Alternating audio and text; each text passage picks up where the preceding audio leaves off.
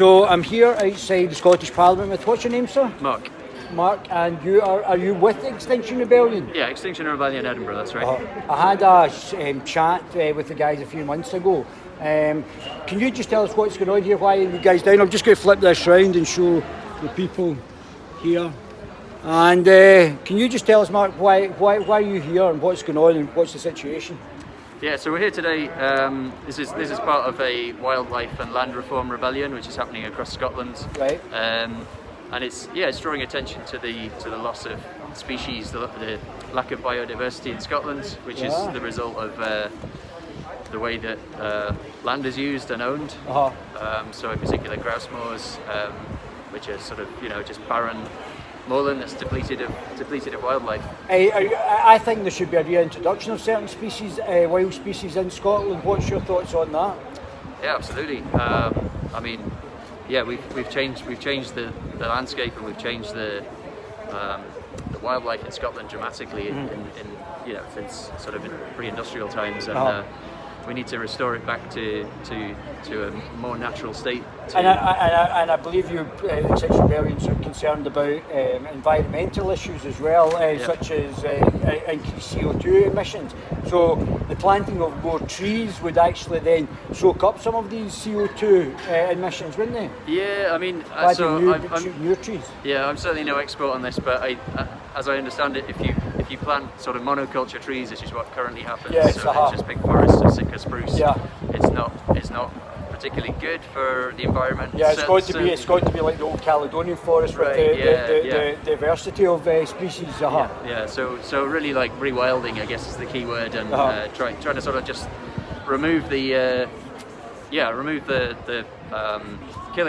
killing of anything other than grouse, and just allow species to restore themselves. Because there's quite a lot of space up there. I mean, there could be trees planted that are in line with what was there prior to that, and the reintroduction of certain meat groups would probably be beneficial as well, certain species as well. Moose used to be there as well, bear, wolf. Lynx, absolutely. But I don't know how we would actually get the reintroduction of that. Wild boar as well, which would obviously cultivate the soil as well.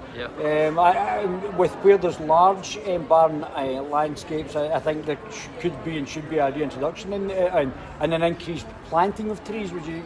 Is that what? Yeah, for sure. I mean, there's a fair amount of evidence, I think, that that rewilding and reintroduction of species like you just mentioned would help the landscape to draw down more CO2 than it is currently capable of doing. So in terms of, like, it all ties in with the climate emergency. So we're in a climate. So can you tell us a bit about why you're here? Can you tell us a bit about what was the reason for this today, and what is is there a bill going through just now on it? There's, as far as I'm aware, there's not a specific bill in Scotland going through. There is a climate and ecological emergency bill in the UK. Okay. And I think just yesterday in England there was an announcement that pheasant shooting is being redefined as a I forget the exact definition, but there's a new policy coming in on defining pheasants as an invasive species. Oh, really? Yeah. So.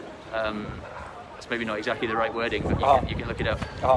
And so Scotland has a huge amount of grouse shooting, obviously, and so it'd be great if the same sort of policy was introduced here. So I suppose I'm here because we're in a climate emergency and a climate and ecological emergency. So it's not just about the CO2 in the atmosphere. It's about the diversity of species, which if we don't sort of look after nature, then we're gonna make ourselves extinct, essentially. I mean, but people can take individual responsibility and plant a tree if you've got a backyard, or they can actually do things on an individual basis. I understand you should do it at the state level and also at the individual level, but you can take personal responsibility and plant a tree. Maybe you should actually come up with a plant a tree day. That's a good idea. That'd be great. I did actually I met a couple of people here once when we were doing another action who were just walking back from planting a couple of trees up in up on Arthur's Seat. That's great. That's absolutely just as a fun fun thing to do on the weekend. So, yeah, well, that's great. Obviously, plant them in appropriate places where there's other trees potentially, and try and make it so it's nice. But yeah, I don't see why not. And try and get species that are indigenous, as you rightly pointed out as well. There is a list of Caledonian trees that are in the old Caledonian forest, which a lot of it's been torn down, and replanting round about there certainly would be beneficial, I would think. Yeah, why not? Sounds great. Well, you should come up with that, and I'll help you promote it. All right, yeah, I'll come along. Thanks, Mark. Thank you. Cheers. Thanks, mate. Bye-bye.